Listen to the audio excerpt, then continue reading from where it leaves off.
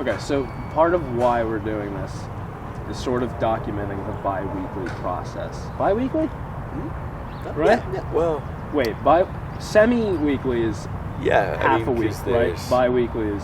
There's the pitches and the writers' meeting, so in a way it's...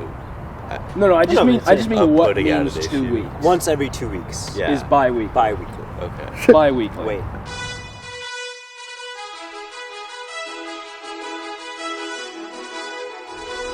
Bi-weekly process, right? Bi-weekly. We know that it's that. Our duties. I would say, and this sounds maybe a little shallow, being the face of the organization and taking the brunt of the blame. No matter what, it's going to come back to me, and I get a lot of emails from our advisor who's like, you should have gotten it right the first time. Mm-hmm. Yeah. I help Amanda keep things whole and come up with silly titles on Sunday.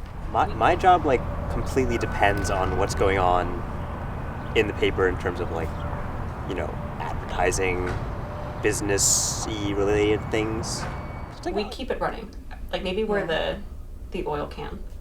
Yeah. Nice, for the engine. Yeah, I forgot the word engine. Engine is better than Engine. oil. I was thinking Wizard of Oz. No, I know, I love that. Yeah, sure. It's not the same stuff every week. You could be reading about some dance program thing that's going on, and then the next thing you're reading about some very niche sports thing that barely has anything to do with Connecticut College, if anything. But that could be really entertaining and cool, and I think that's why people like The Voice. What's your pitch finding People process? talk to me. People will tell me things they think the College Voice should write about. But I would say we veer away from gossip. We don't Yeah. like to publish things that are gossipy, or if there's an issue on campus that is based in a lot of hearsay. We don't like to do it. Yeah. And we've gotten more credible because of that, because we used to publish those kinds of things, and so people wouldn't talk to us because they considered us a gossip rag. Yeah, in terms of a workload thing, it's pretty dependent on whether I'm writing an article or not that week. Because, if that's the case, it's I am carving out probably a big afternoon to do that. What are your individual editing processes like? I do an hour on Fridays with Jimmy, and then I go in again on Sundays and go full out for a couple hours. I try to get in there before Sunday, either on Friday or Saturday, but then I do the bulk on Sunday when everything's coming together. We make final edits, so it really is reading Right. every single sentence once it's been edited for the first time, and then just making sure it still makes sense. Yeah. As much as we downplay it, as much as we like to say, we put in the work for this thing to happen and this to exist. And I was wondering, do you guys ever feel not so much undervalued on a personal level or underappreciated, but do you think that people have an understanding of how much goes in to making The Voice happen every 2 weeks? No. Yeah, no. I mean, it's nice to have the finished product, and I don't know, seeing the Amanda work in this bi-weekly process. It's a lot of work.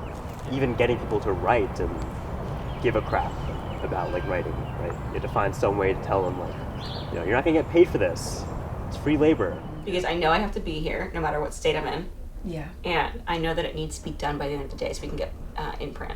Mm-hmm. So it really is a race against the clock. Yeah, people get in last minute articles, last minute edits, and so Leia has to wait for those people. Jimmy, how about you?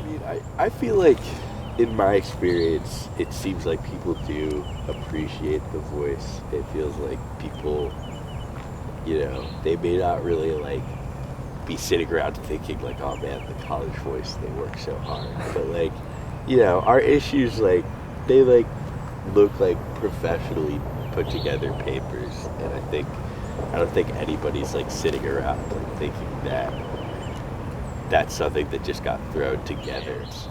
So I think that if you're really going to ask a random person, do they think that a lot of work goes into the College Voice, they would definitely say yes. Yeah. So I was going to ask, as we sit here, 3 lads on a bench in love, Okay. how, besides it being a club, an organization on campus that we all have the pleasure of providing work for, how has the college voice affected you socially on campus? And have you made any friends in your time here? Okay. I mean, I just asked you guys to get not lunch, dinner tomorrow. It's nice. Yeah. So I think these people are people who I probably would have liked no matter what. And we would have all met in some capacity. We're in the same pathway. We're both English majors. So I think, if anything, I've gotten like closer to the people who are working there this year, and I think that'll stretch beyond this year. So Yes. that's something I'm very happy. Yeah, I mean, really this year, and that's really credit to our editor-in-chief, Amanda Sanders, for creating a very fun environment. This is a club that spends a lot of time together, and I think liking each other makes for better writing, and we get fun collaboration opportunities. I think we're special. I do too. And it requires more emotional labor than others. Right. Yeah, we care so deeply about every issue. Yeah, and then want to we be care about good. each other. You might even call them your friends. Reds. Put a knife to my throat.